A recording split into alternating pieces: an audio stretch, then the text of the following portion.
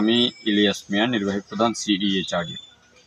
আজকে যে এলাকাতে আছি এটা মিঠাছড়ি ইউনিয়নের ৮ নম্বর ওয়ার্ডের ছড়ারকুল উত্তরপাড়ার এলাকা।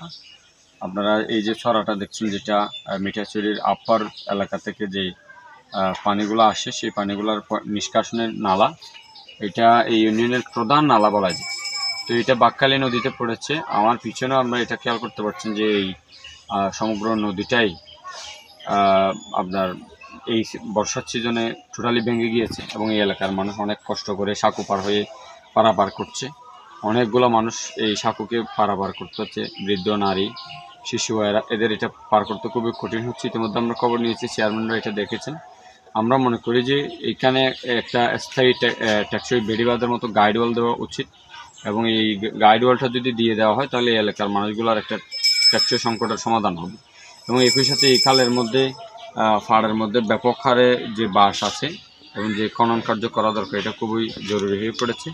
আমরা সংশ্লিষ্ট কর্তৃপক্ষ, স্থানীয় প্রশাসন, ইউনিয়ন পরিষদ এবং উপজেলা প্রশাসনের প্রতি আহ্বান করছি, এটা বিশেষ বড় কাজ নয়, আপনারা পানি উন্নয়ন বোর্ডের মাধ্যমে এখানে খুব দ্রুত একটি গাইডওয়াল নির্মাণ করে দেবেন।